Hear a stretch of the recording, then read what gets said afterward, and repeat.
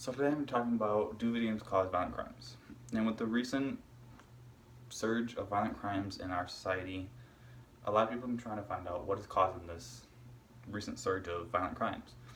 And a lot of people think it's because of the violent video games we've been playing as uh, in our youth. And with that being said, a lot of politicians have supported this. A lot of newscasters have as well. But with all the research I found, I didn't find a single one that said that yes, it does. All the research I found said that there's actually no correlation between the two. Like James Ivory, a professor and research director at Vineyard Tech. Ivory has researched the social and physiological dimensions of media, particularly the content and effects of video games. He says he's determined a lot of things influence violent crimes, of the media we consume is not one of them. And basically what he's saying there is that from what he saw, there's a lot of things that can contribute to people causing violent crimes, but video games and like social media is not one of them. And actually, even in 2011, the Supreme Court ruled on this as well. The Supreme Court ruled 7-2 decision that video games are protected speech under the First Amendment, an opinion that cited existing research into aggression. What I got from this was pretty much saying that video games can put whatever they want into their games. It's that person's freedom of speech to portray whatever they want into their video game. And actually, one of the justices also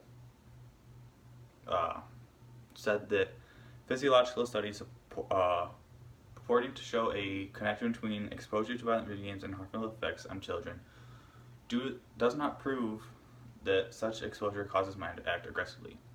And yet again, that's another one saying that with all the studies that have been done, there's no supporting evidence that says video games can cause the recent surge of violent crimes or for somebody to become violent in general.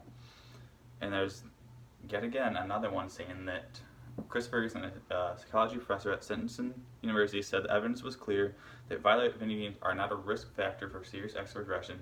Neither are movies nor other forms of media. Which is, from what I got from that one, was saying that violent video games and movies and other things is not going to cause your child or you to become more violent. That is something that's only in their head. And that is more of a mental health issue for our society than anything. It's not, we can't pinpoint one thing that's causing this, because it's a multitude of factors. And it could just be their head. It could just be mental health.